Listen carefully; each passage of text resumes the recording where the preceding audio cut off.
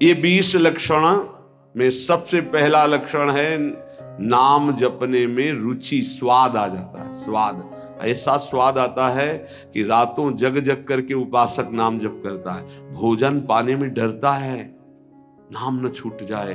मित्रता करने में डरता है, नाम न छूट जाए। सगे सने संबंधियों से बात करने में डरता है, नाम न छूट जाए। बलिहारी है उसके चरणारविंद की, जो ऐसी नाम में स्वाद वृत्ति आ गई है। ये बड़ी विचित्र माया है। गोस्वामी तुलसीदास जी कह रहे हैं, हे हरि कस न हरहु भ्रम भारी।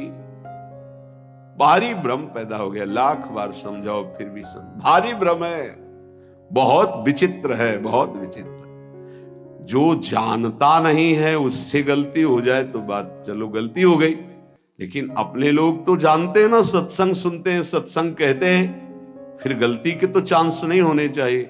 लेकिन सत्संग सुनो और सत्संग करो।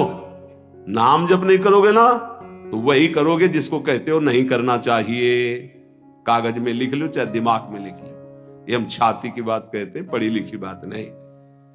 भजन नहीं है तो बोलते रहो त्याग वैराग्य की बातें, सुनाते रहो, तालियां पिटती रहेंगी, लेकिन माया तुम्हें पीटती रहेगी। भजन है, कुछ बोलना आता हो ना आता हो, सीधे भगवान से तुम्हारा संबंध हो, जो है वही प्रकाशित हो जाएगा। एक अद्भुत आनंद। जब निज सुख प्रकट होता है तो मन भोगों में नहीं आता। निज सुख बिन मन होई कि थीरा। यद्यपि मृषा सत्य भाषे, जब लगी नहीं कृपा तुम्हारी। हे हरि कस न हरहु भ्रम भारी। मेरे स्वामी, संसार को सत्य और सुख रूप मान करके आपको भूल जाता हो, भारी भ्रम है, बहुत भ्रम।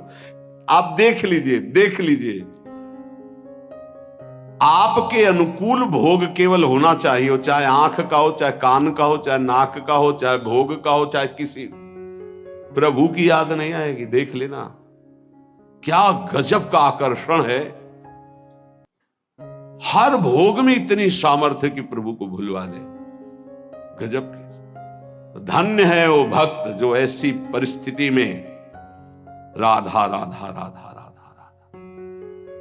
कई बार हमने कहा है कि आप किसी भी भोग का वास्तविक सुख देखना चाहते हैं तो ठीक जब आप भोग रहे, चाहे रसेंद्री का हो, जनेन्द्री का हो, नेत्रेंद्री का हो, घ्राणेन्द्री का हो, उस समय आप नाम में चित्त लगा दीजिए, राधा राधा। फिर सुख मिले तो हमको बता देना।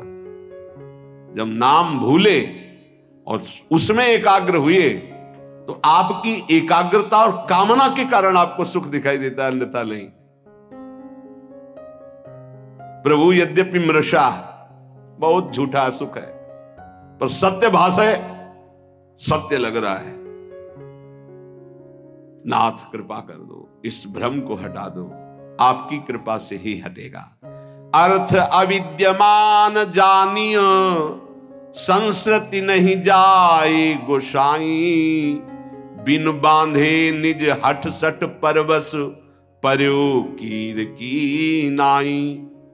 प्रभु, यद्यपि यहां जितना कुछ सब मिथ्या है, सत्य है, यहां सब झूठा है। जो पहले था वो अब नहीं, जो अब है वो आगे नहीं रहेगा, खत्म होता जा रहा है।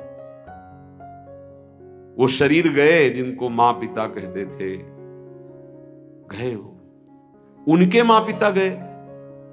ये जाने को तैयार है, जो जन्मे हैं वो बढ़ के जाने को तैयार है। होश में यहां कोई टिक नहीं रहा है, सब जा रहे हैं, क्रम से जा रहे हैं, समय से जा रहे हैं अपने अपने। लेकिन यहां जो लेने आए हो, कमाने आए हो, जिसे देव दुर्लभ कहा गया है, उससे क्यों उदासीन हो, उसको क्यों नहीं पकड़ रहे। पर हरि, यद्यपि यहां सब झूठा है, पर आपकी माया का इतना आकर्षण है कि सत्य भास रहा है। देखो, बैंक में 1 लाख रुपया जमा है, उसका 5 रुपया भी खर्चा नहीं करना है। अगर 5 रुपया मिल जाते तो 1,05,000 रुपया हो गए। 10 और हो गए, 1,15,000। वो जोड़ते अब 2 लाख हो गए, अब 3 लाख हो गए। मरते समय उन्हें 3 लाख का चिंतन हुआ, सांप बन करके उसी घर में बैठे। कितना नाम जप किया, ये खास बात है। पर प्रभु ये बड़ा भ्रम है, बड़ा भ्रम। छोटे मोटे की बात नहीं करते, जिनको ज्ञान है उनकी बात कर रहे हैं, और तो सब उसी में फंसे हैं। अर्थ कौन सा सुख देता है? संख्या का। ये पकड़ी गई है बात। गिनने का बड़ा सुख होता है, एक बार गिन के फिर दोबारा गिनो तो बड़ा मीठा लगेगा। उनको संख्या का बड़ा आकर्षण है, हर विषय का आकर्षण है। चिंतन भैया खास बात हमारी पकड़ लो। जगत में जो कुछ तुम्हें सत्य भास रहा है, सुख दे रहा है, उसका कारण तुम्हारा चिंतन है। भगवान ने स्पष्ट कहा, ध्यायतो विषयान पुंसान संगास्तेषु उपजायते संगात संजायते कामा। खास बात, अगर विषय चिंतन ना हो, धन चिंतन ना हो, भोग चिंतन ना हो, और फिर आपको तो कोई उसका महत्व नहीं। समलोष्टास्म कांचना, जिनका चिंतन भगवान में रहता है तो माटी का ढेला, सोने का और रुपया सब उनके लिए एक समान रहता है, कोई उसका महत्व नहीं रहता। महत्व न रहते हुए केवल व्यवहार दिखाई देता है, आंतरिक महत्व नहीं होता। प्रभु मैं ये जानता हूं, अर्थ अविद्यमान जानी संस्कृति नहीं जाए गोसाई, बिनु बांधे निज हठ सठ परवश पर्यो कीर की लाई। मैं जानता हूं कि मेरा शरीर भी छूटेगा, धन भी छूट जाएगा। मैं जानता हूं कि पुत्र आदि परिवार के मेरे नहीं है। नहीं, परिचय बताओ, ये 20 साल पहले कहां थे? अगर आपका बहुत घनिष्ठ प्रेम है कि मेरा इकलौता लाडला पुत्र है, तो ये 20 साल पहले कहां था आप बताओ। इसके बाद ये जो कहां जाएगा आप बताओ, कितने दिन रुकेगा आप बताओ? कुछ नहीं, बेमतलब। जैसे स्टेशन में कोई आके मिल जाए और बैठ जाए और हाथ मिलाए, चाय पिए, तो हम उससे अपनापन कर ले।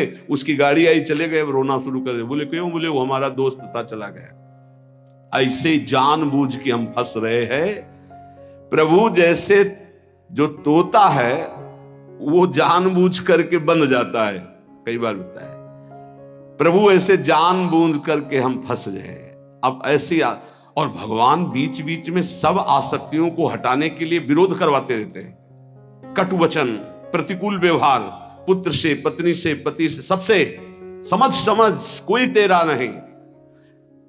वो चाहे जितना पिटे, वो चाहेगा उन्हीं को।